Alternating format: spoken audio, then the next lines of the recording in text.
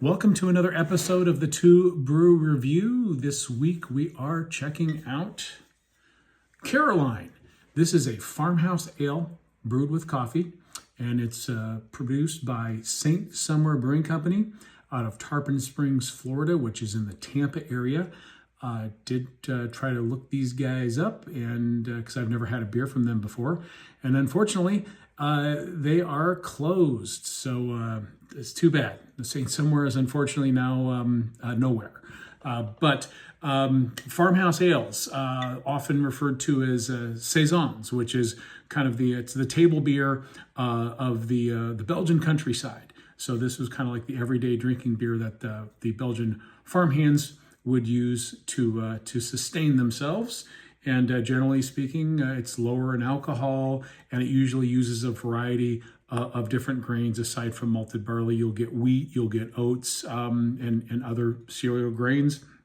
And of course, it usually has kind of some of the spicy and sometimes tart characteristics that wildly spontaneous Belgian ales can have.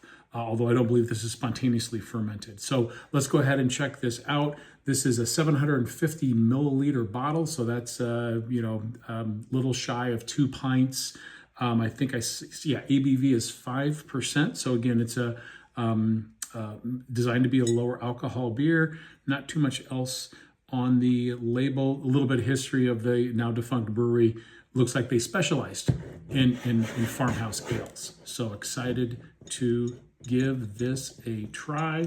Oh, also I noticed on here, I think, yes, it is. So this is bottle conditioned and unfiltered.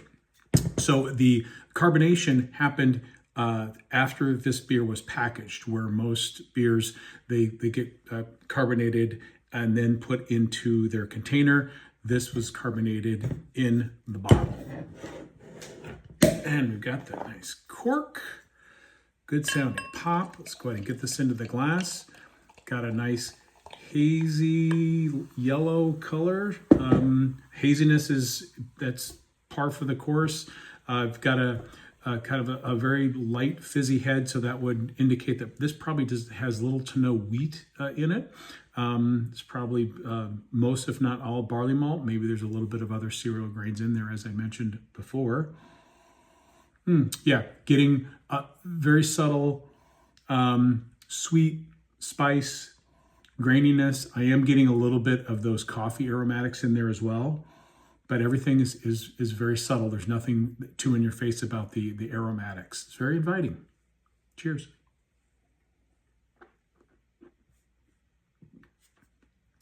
Well, the coffee really comes through on the flavor profile.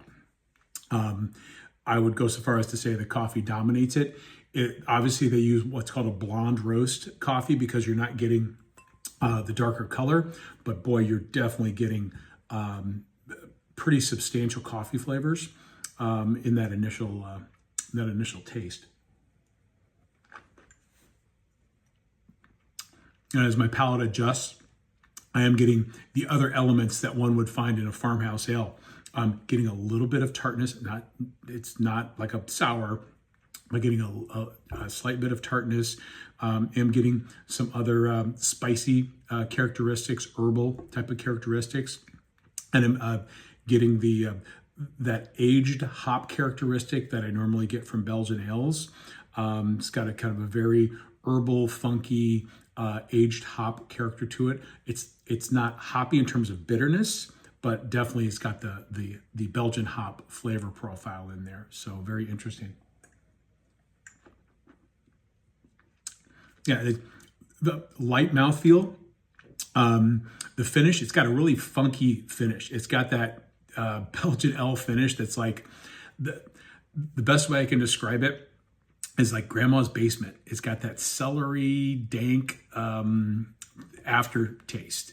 And I don't mean that in a bad way. I mean, that's something that is actually desirable, believe it or not, in beers of this ilk. It's very easy to drink. Again, light-bodied. It's got that funky Belgian finish. It just got so heavy-handed with the coffee.